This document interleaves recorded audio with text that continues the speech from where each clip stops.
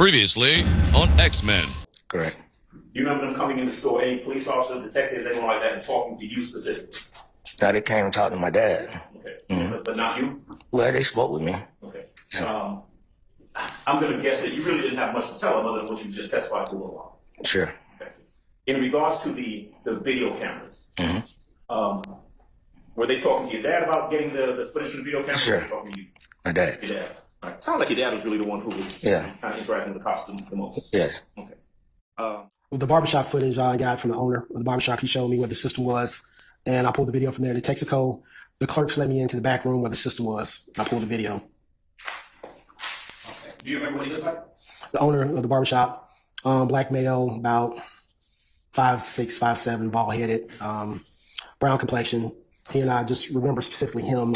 While I was pulling the video, he and I were actually talking about basketball a lot because my last name is Teague, and he's a Hawks fan. I remember what he looks like. Well, I actually seen him yesterday while we were getting ready to come into court, and he was leaving, and I recognized him from then. But I recognize people, like, remember, because he and I, we actually had a long conversation while I was pulling the video. So he lied. Let's get on. Long video, man. Sit back, relax. Let's take this damn journey. For the record, at 840, 808, the 808, I'm sorry, 808, 41, the shooting just happened. Yeah, but on my monitor didn't show the shooting.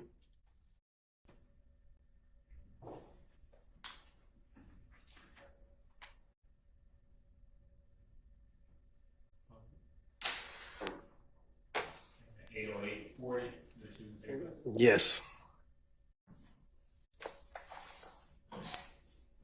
Request by the state. The court has basically 3 areas of inquiry, and I'll let you all, respond to them 5 minutes each. Of course, the concern is the traditional guarantees of trustworthiness. Well, first there's notice, and assuming that there's notice in this particular case, there's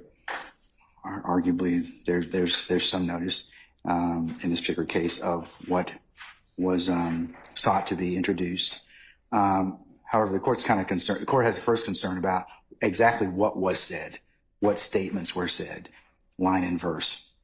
Second thing is traditional guarantees of trustworthiness. The court's concern is this is purportedly the decedent's father, who the court would have some concerns about inherent bias to why his son, about his son and the person that took his son's life. Then next would be the confrontation clause.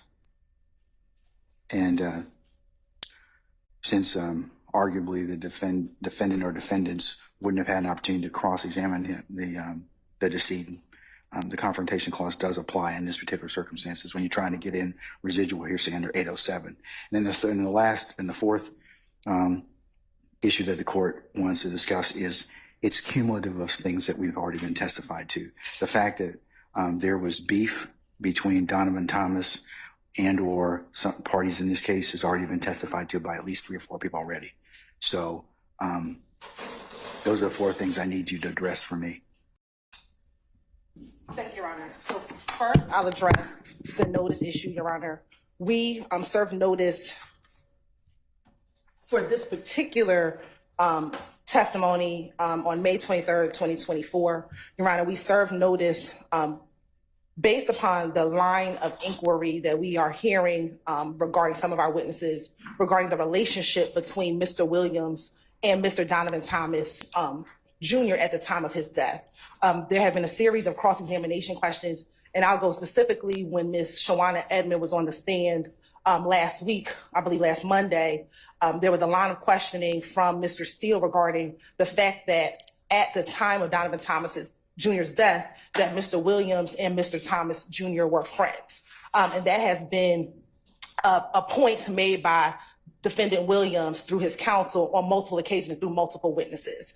And so what the state realized, especially after the inquiry with Ms. Edmond, that it was important for Mr. Donovan Thomas Sr., who had a different relationship with his son than what the mother had, to talk about the fact that at the time of Mr. Williams' death, they were not that friendly.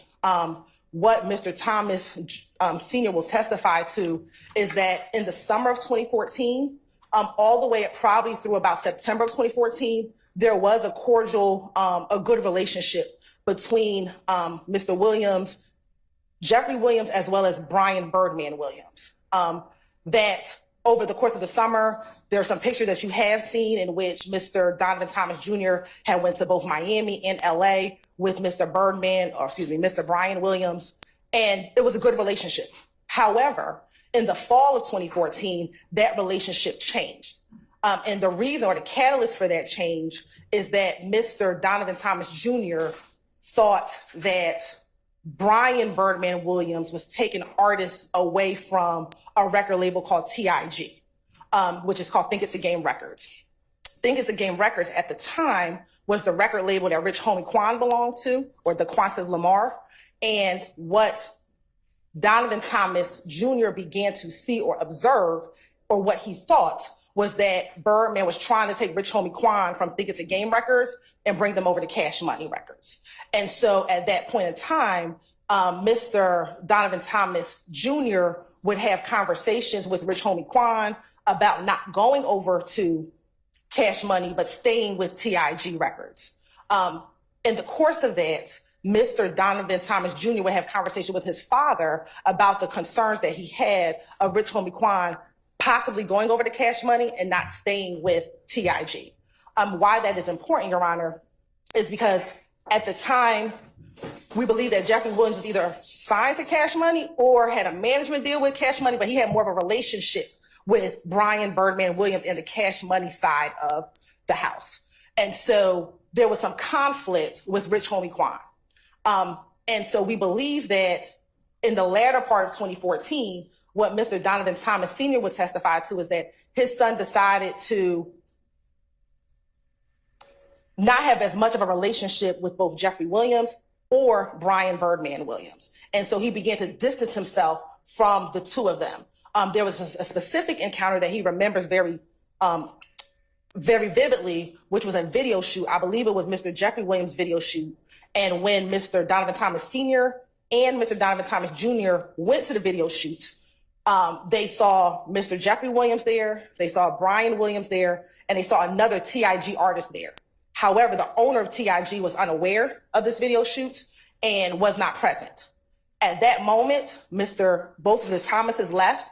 And at that point, that's when really the tension or the frustration developed, and he did not want to deal with anything that was not TIG Records. And so we're talking about October 2014, November 2014, later in the year, that there was this distancing between the two, which is opposite of what we believe that the defense is trying to purport, that there was this great friendship in January 2015, because that was not the case. And so specifically, there are two conversations that Mr. Donovan Thomas Sr. remembers his son having with him. These were two face-to-face conversations, again, he believes it was fall of 2014. And specifically, his son came to him very concerned, thinking that Rich Homie Quan was going to leave TIG Records, that he expressed to his father that he was trying to show Rich Homie Quan everything, showing him the studio that they had built for him and really trying to convince him to stay with TIG and not go over to Cash Money Records. And the reason why that is relevant, Your Honor, is we believe one of the theories of why this murder occurred is there was a desire to have Rich Homie Quan on Cash Money Records, and two people were preventing that from happening. Corey Lamar, who is the father of the Quantas Lamar, as well as Mr. Donovan Thomas Jr. And those two individuals were preventing that from occurring. And so these conversations that he was having is not specifically towards Jeffrey Williams, but specifically towards his concern with Brian Birdman trying to steal Rich Homie Quan from TIG and bring him over to Cash Money Records. This having some guarantee of trustworthiness, that's why we believe that you need to hear from Mr. Thomas yourself. Generally, in these hearings, Your Honor, as you are aware, the court can assess credibility from the witness itself. Okay, let's assume that I do that. How are you going to get over the Confrontation Clause? Your Honor, this is not testimonial because confrontation. I disagree with you. Well, Your Honor, it is testimonial. It's not testimonial because testimonial evidence is evidence that's made directly to the police. No, this is not. Yeah. Not necessarily. Not necessarily. I'll bring some case law, Your Honor, but testimonial evidence is evidence that is made in preparation for trial, generally to law enforcement. This Okay, is not, but even if it's not testimonial, you still got a confrontation clause issue. How are the defendants going to? but this is why this is a residual hearsay, Your No, Honor, but because residual what this, hearsay. If you're going to introduce it against the defendant, it's still got to pass the confrontation clause. no, Your Honor, when we're talking about confrontation. I disagree with you about that. It's got to pass the confrontation clause. In fact, there are. You all like to cite Carlson a fair bit, so let me go back to what Mr. Carlson says about the constitutional considerations. While much of the evidence offered under 807 will pass Sixth Amendment muster, cases state that if a hearsay statement is testimonial, confrontation clause prevents its admission at trial, even if it falls within the hearsay exception, unless the declarant statement is unavailable and the defendant's had a prior opportunity to cross-examine the declarant. So the issue you're still going to have is, well, is just general confrontation of this particular witness. And then also, I'm concerned about just the nexus in terms of what you're trying to get into at this point. When you, I guess two things. The nexus being that of what exactly Mr. Thomas is going to testify to. I mean, you laid out for me kind of a relationship driven or I don't see the nexus. I'm having a hard time seeing that. Which nexus, Your Honor, so I can be clear? The nexus in terms of what does Mr. Thomas's statements about his son, because finally you boiled it down to there's two conversations in the fall of 2014 that you want to get into. Have you reduced those to writing?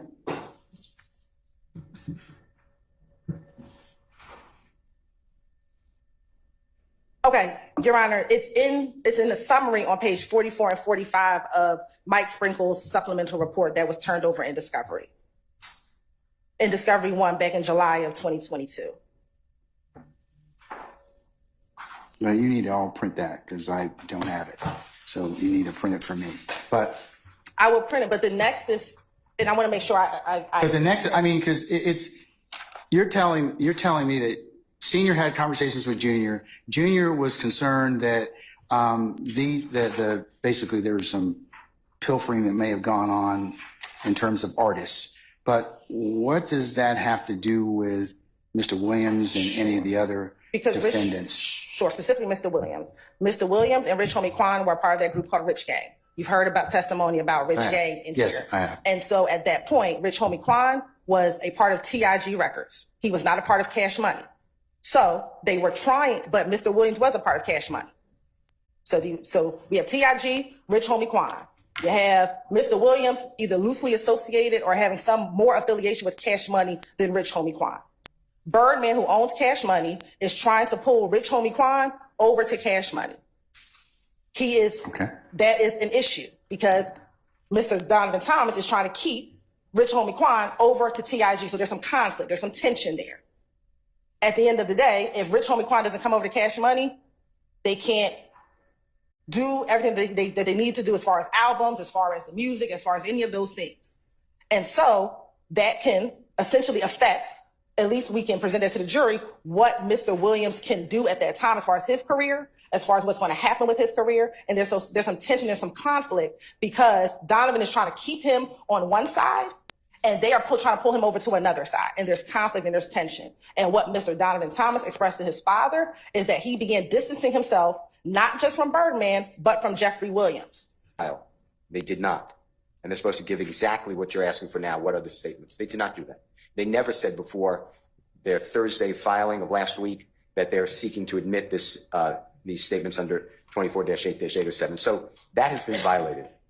The next one is the statute itself. It's in paragraph 4. OCGA section 24-8-807 requires, among other portions of the test, that the hearsay statement is more probative on the point for which is offered than any other evidence which the proponent can procure through other reasonable efforts. The proponent in this case is the state of Georgia. And Your Honor, the way I understood what you were just told, we're talking about that Rich Homie Quan was trying to be led away from TGI Studios record label to go over to Cash Money Record. TGI Studios is owned by a gentleman, as the Honorable Ms. Hilton said, named Girvin, G-I-R-V-E-N, I may be wrong, Henry, like the King Henry. He's on the state's witness list. He's available. They gave me a phone number for him. Rich Homie Quan is named Mr. Lamar. DeQuantis Lamar is spelled earlier. He's on the state's witness list for this series of witnesses. Mr. Brian Birdman Williams is on the state's witness list. So it is hard to swallow that the state passes the statute itself in 807 that states that the state can get this information, cannot get this information from someone else with reasonable efforts. What they're saying is that Rich Homie Kwan is being courted by two different record labels. Well, they have the record label people right here and Rich Homie Kwan, or excuse me, Mr. Lamar, his performer known as Rich Homie Kwan. So I ask you for all of that, for all those reasons so far, to deny their motion. In addition, they wanted to explain about a relationship between, through hearsay, between Donovan Thomas, Jr., God forbid, deceased, and Rashawn Bennett. Rashawn Bennett is on the state's witness list. He already pled guilty in another case in this courthouse, and there's no reason that he can't be a witness in this case. So again, the state has other reasonable alternatives through reasonable efforts. And then, Your Honor, it's paragraph 5 is what they put forth, they being the state of Georgia, in the Thursday late notice. And they say what the supposed statements are, and they really don't give very good statements. So I guess tomorrow is going to be the real notice. So I'm objecting to the late notice. Then in paragraph 6 of our response, Your Honor, Mr. Williams' response, this is a new case. It was decided May 15, 2024, but it's not new law, but it just happened to be here. And it's Hall, H-A-L-L versus State, and I cited it. It's too new, so the case number is A as in Elisa Alpha Appeal. 24A as in Elisa Alpha Appeal 0568. It was decided May 15, 2024. And what they're talking about, the courts are saying that under 24-8-807, it's supposed to be so rarely used, and there has to be such circumstances which give guarantees of trustworthiness that it's the equivalent, Your Honor. You're going to have to find this as equivalent to either a cross-examined former testimony or statements under a belief of impending death or statements against interest or statements of personal or family history. None of that is here. So for all those reasons, I ask you to, right now, without even hearing from Mr. Thomas tomorrow morning, that the state just utterly failed the test. You know, the law gives us our rules, whether we like them or not. The law gives us our rules, and the state here did not give proper notice. I heard this triggers confrontation clause, and you're right, and Ms. Hilton's right. I agree with Ms. Hilton that testimonial evidence is evidence that is going to be used for a prosecution, just like you did in the Pitts case. But in this case, the statements are found in Mr. Sprinkle's report, which is a prosecutor's report made for the purposes of prosecution. And also, we can't cross-examine the deceased. Yeah. So I'm stuck with what the father who, you know, and I feel terrible for the man. I mean, everyone feels nothing but sympathy for that family. I mean, we saw the video. I mean, it's outrageous. But how do we get a fair trial by cross-examining the father on statements made by the deceased, supposedly made, when the real witnesses are here anyway? So I can't get over the confrontation clause issue. We should have the right to cross-examine Mr. Gervin, Mr. Bennett, Mr. Lamar, Mr. Birdman, Brian Birdman Williams. And then you asked about cumulative, because the beef was already testified to. And the state responded that no, not really. And I challenge that because I sit here attentive every day, and I go back and I review notes every single day. Detective Gaither said that this beef, that's what it's been called, goes back to October of 2014. Detective Dennis said this beef goes back to 2014. Over strenuous objections, this honorable court allowed, based upon your investigation, witness after witness say, we had a shooting here, we had a drive-by here, this is the victim and this is the person. In this case, people from YSL were the victim. Mr. Shannon Stillwell was a victim. The person next to him got killed. In this case, the victim was IF people, and the defendants are people who are associated with YSL. So, Your Honor, I will answer any of your questions, but I am objecting under the law, and if the state really wanted this to come in, they should have, just done what you tell us to do, what everyone tells us to do, just follow the rules. And they've all been broken, and we're getting noticed during trial. And I don't think that that's something that the courts overlook. I mean, we will obviously go with whatever you say, but to me, there are real witnesses here who could testify. You know, if Donovan Thomas was concerned that Rich Homie Kwan is getting courted by Birdman Williams, Rich Homie Kwan is a better witness than Donovan Thomas's father. If Rich Homie Quan is concerned that Jeffrey Williams is trying to get him over to Cash Money Records, Rich Homie Quan is a better witness than the father of Donovan Thomas Jr. The contact information that I have. All right, and Mr. DeQuintus Lamar, who's I get Rich Homie Quan's stage name, is he available? Is he on? He's already been subpoenaed. The state filed the subpoena. It came up on whatever we get. We get a copy of the. What about Rashawn Bennett? He's unfortunately the most available because he's in your custody, not your custody. He's in the custody of the state of Georgia prison system. Okay. So a production order can get him here.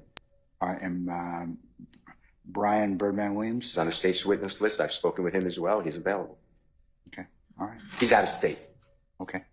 And speaks of Birdman every day. So when you're looking at determining the trustworthiness, it is the trustworthiness of who the declarant is speaking to. And specifically, I want to cite to the case that Mr.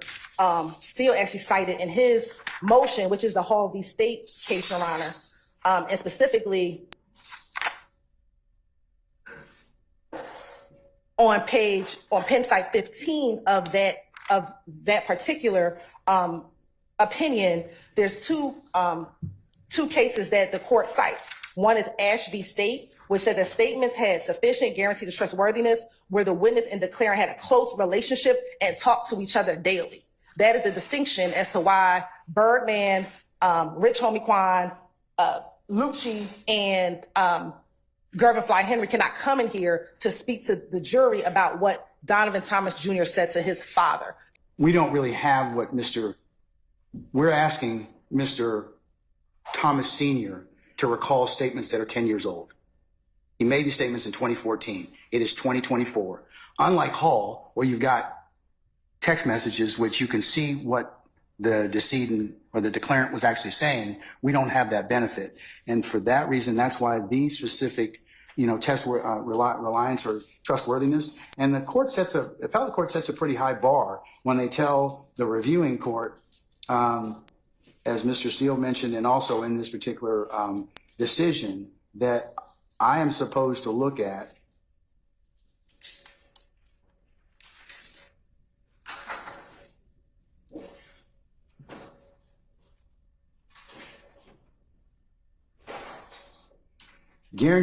such guarantees must be equivalent to cross-examined former testimony, statements of a pending belief of a belief of impending death, statements against interest, and statements of personal and family history. That's pretty high in terms of what I have to consider in terms of the admissibility threshold under 807. But in taking a look at Hall, it's very much distinguishing because we had the benefit of looking at what the decedent actually was saying and weighing it in terms of the trustworthiness. In this particular circumstance, the court does not find that it has the same guarantees of trustworthiness. So I'm going to grant the defense's motion to exclude these statements under 807. However, and let me make that very clear. I'm not gonna permit the conversations about the two relationships and the two conversations in the fall of 2014. You can talk about his children. He can certainly clarify the relationships between Marquavius Greedy, Shellcal, and Sequoia Cove. Certainly those would be probably relevant, but the other ones in terms of Mr. Donovan Thomas, Garvin Henry, Rich Homie Quan, LaShawn Lucci Bennett, Jeffrey Williams, Brian Birdman Williams would not be admissible at this point in time. But however, if you can lay foundation as to the relationship with his children, I certainly think that would be relevant and material. So the reason that we didn't have more today from the witness was simply because the Wi-Fi went out or something like that. Or the Wi-Fi didn't cut out. I don't know. Something about the internet cut out, and basically they couldn't have a Zoom meeting because it was other lawyers and stuff like that inside of there. But boy, oh boy, oh boy. I think Monday we're going to drop a video. Man, what a day. So, y'all remember the Big Nut video, the Big Nut documentary stuff that I popped out and dropped on Monday and everything like that? And I had people calling it clickbait. And it wasn't a lot of people because the people who were calling it clickbait, they don't get it. we all get it because we're the visionaries. We understand what was going on. They were alluding to that to make it seem like, oh, because Rich Homie Quan didn't basically want to leave, essentially, but it didn't even sound like that. But that's what they were trying to paint. That, hey, Rich Homie Quan didn't want to leave, and because he didn't want to leave, Young Thug had his daddy and Donovan Thomas shot at, ultimately Donovan Thomas, Big Nut, killed. That's the only reason you introduced that, to say that there was conflict. And I'm giving Steel an A+. Because I'm thinking to myself, is anybody going to bring up the fact that these niggas was beefing, like YSL and If Gang was beefing while Big Nut and Young Thug and all these cats was cool? The whole YSL and YFN war, the If Gang war was all going on while Thug and Big Nut and all these cats was cool. Which means y'all just destroyed your whole entire thing. Because if that's the case, why wasn't Donovan Thomas shot at a bunch? I'm not fully convinced that YSL has something to do with it. I wasn't there, and if y'all want to be, hey, Nash, you playing stupid and stuff like that, no, I'm being honest. There were other people who were shot at way before Big Nut got killed, and niggas was cool with him. So there's that part. So the state dang near just pigeonholed themselves because in one instance, y'all negated that whole entire stuff. And the reason why I'm giving Steel an A+, because y'all know it has to be an emotional thing. You got to be, you know, like either feel sad or feel happy. Like, there you go. And that was the moment I had for that. I was like, there you go. Because I'm thinking the same thing. And then the judge said the same thing too. The judge gets an A solid, not an A+. I can't get a judge an A+. The judge gets an A solid because, matter of fact, I'm going to give him an A+. Because I understood what he was doing. He let the state roll out every single thing they had because they're going to appeal it. The state laid out every single thing they had and then still just came up there, quick, boom, boom, boom, boom, boom, and everything like that. And he kept it real. He was like, basically, how the hell is he going to remember a conversation from 10 years ago that y'all just now bringing up? And another thing that still did was, hey, bro, why wasn't this addressed way before? I got a problem with that. And that, matter of fact, no, we're gonna knock the judge down to an A-. I'll take that back. Because, yeah, Judge, you were supposed to stand on business. You said you're not gonna be taking stuff in, but you did say that it has to be the day of or the day before, it has to be sufficient time. But, bruh, if that was that important of a statement, shouldn't they have heard that statement last year? While y'all was debating and getting rid of a whole bunch of stuff? So, nah, bruh, nah, you get an A- for that one, because Steel is right, bruh. If it was that material to anything, why didn't we hear about this besides on goddamn, Saturday or Friday, whenever it came out? It's only a couple of days ago. So there's that. But the judge ultimately made the right decision. Because how I seen it is, when we're talking about hearsay, and it's funny because I answered somebody's comments through hearsay, telling them what it was, and I used domestic violence. And the judge even admitted, like, yeah, typically hearsay is used with DVs. You know what I'm saying? Because DVs, you got some text messages or somebody who was around both parties. You get what I'm saying? So even then with what the judge is saying, there wasn't both parties. It wasn't nothing but two parties. Both parties really meaning three, meaning the person who's attacked, the person who's doing the attacking, and the person in the middle. So, nah. The state, what grade do they get? Can't really give them a grade because they're setting it all up, but they were kind of sloppy today, bro. You should have had certain points and all that stuff. We didn't need to see the whole entire aftermath of all of that stuff. And even if we did, y'all could have sped it up a little bit. So to me, when y'all start losing stuff like that, like it doesn't make sense. But either way it go, yeah, we're going to see what happens because dude returns on Friday. So there's that part. And we're going to see how it go. I think I have his identity, but I'm not going to put it out. I think I do, but I don't want to put it out there because I'm not all the way sure, and I don't have any way that I can verify that this actually is the person. So there's that, and he don't sound like any of the pictures that I have. So we ain't gonna put that out there because I'm not about putting out bad information. Because then I gotta make another video like, all right, I had it wrong. Because other than that, I would have definitely put it out like, nah, I caught your undercover agent. But nah, the people that I have, that's the I searched the little databases and stuff like that. That's not the individuals at all. So there's that part. But either way it go, bro, it was a good day in court because ultimately that statement meant a lot. And the video I'm going to drop too about this, they said something that got Drew feeling probably hot because that YFN Lucci statement, yeah, he ain't finna be coming and testifying. Yeah, we're going to make a whole nother separate video for that. I didn't want to make too long of a video. I appreciate y'all. This is a long video. And it was worth everything of it, because I had to let y'all see both sides, because some people think that, oh, I'm just this pro YSL dude or this anti YSL dude, and I try to tell y'all, I try to keep it directly down the middle. Some of y'all don't believe me, but hopefully I proved it today, because typically y'all like videos that are 18 minutes long, these 30-minute videos, these 20-something minute videos, y'all ain't really feeling those. But like I said, I had to give y'all the real, and that's the real. I'll catch you on the next one.